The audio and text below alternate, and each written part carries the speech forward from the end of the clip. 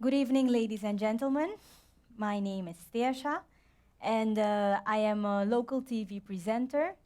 And about a year ago, I started working for an organization called OGS. The literal translation of OGS is Organizing the Gold Sector.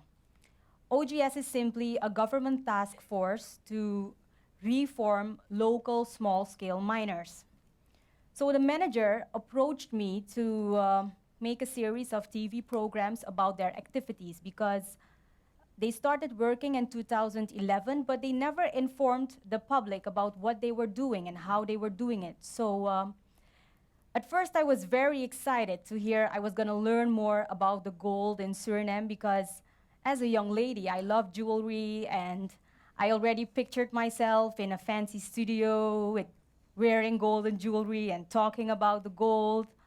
But this whole idea of mine, my whole understanding about gold, it changed completely. It is interesting to know that 65% of our gold export is completed by the small-scale miners. And a recent report of the Central Bank of Suriname states that gold mining is the #1 moneymaker in our country. So the small-scale gold miners are very important for our country. And you can divide the small-scale miners in two groups. You have 20% exists of the Brazilian miners and 80% tribal groups called Maroons. So what OGS started to do is they started to observe the situation of the small-scale miners here in Suriname. And they got confronted with a lot of serious issues, such as working without any mining permit, working environmentally unfriendly. They got confronted with drug smuggling, prostitution, alcohol and mercury smuggling, human trafficking, and pollution of water and ecosystems. And confronting these issues is very complex and sometimes a dangerous job.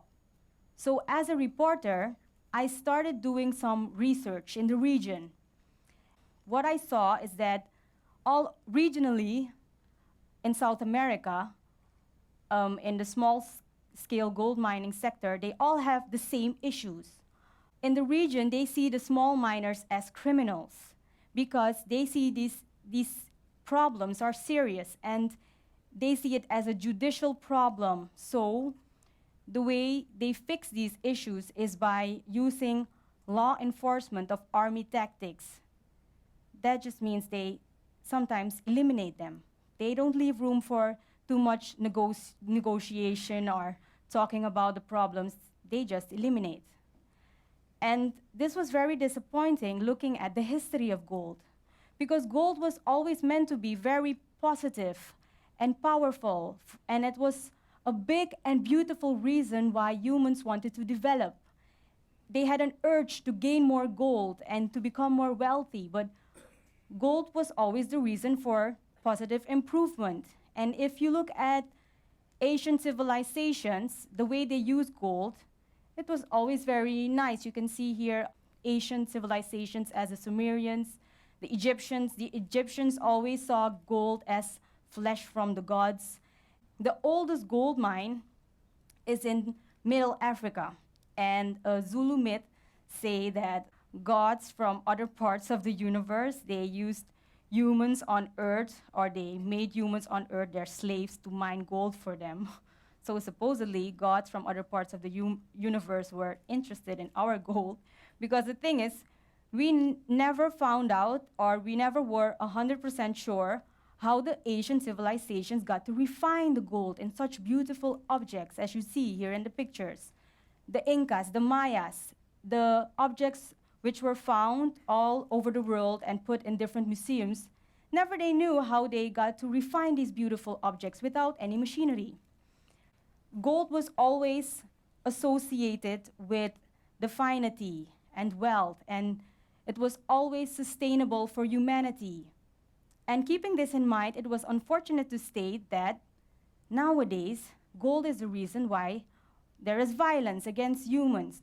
So I was pleasantly surprised when I saw the way Suriname approached the small-scale miners and the approach OGS implemented. It was a humane approach. I would like to call it the Suriname approach because it defines everything our country, Suriname, stands for, to love and to respect humans equally.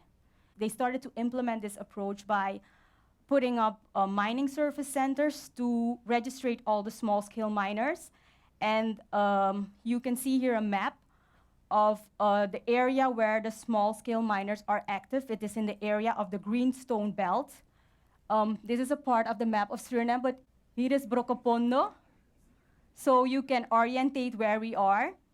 And the orange circles are the areas where the small-scale miners are active. The Mining Service Center all have an OGS training unit, and there they provide the miners with training to help them with more environmentally friendly mining methods. They assist them with government formalities, with healthcare issues, with social issues. It's a nice way of approaching the problems. And this is also a very nice example for our region because it was a friendly and humane approach. They didn't see the miners as criminals. They didn't want to eliminate them because they contributed to 65% of our gold export, and they provide like 30,000 jobs for people with basic skills, and their spin-off effect on the economy is also good for our economy. If you look at their spending power, and you know, they rent houses and taxis and apartments. So they didn't want to eliminate, but they wanted to keep the miners to support Suriname. So they didn't fight the miners, but they fought the issues, or they confronted the issues and tried to, you know, have a solution for the issues. I want to show you a small film. You will see impressions of the Suriname approach. You know, the mining service center, the registration.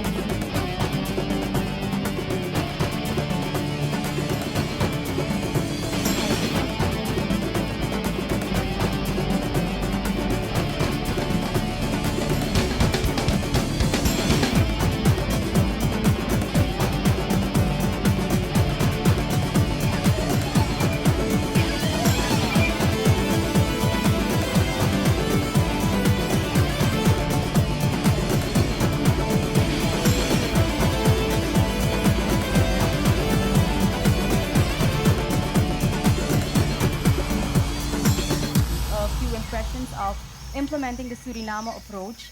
And the amazing thing about this is that the Suriname approach, it actually works.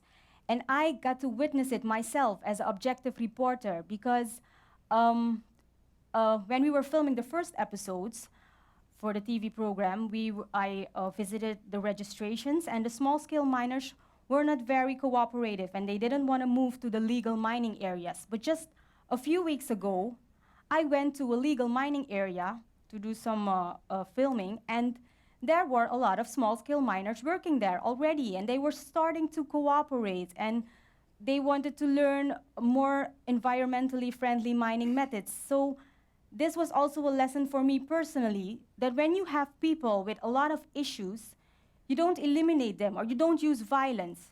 When you help them with their issues, then you automatically make them a better human being. You create better people.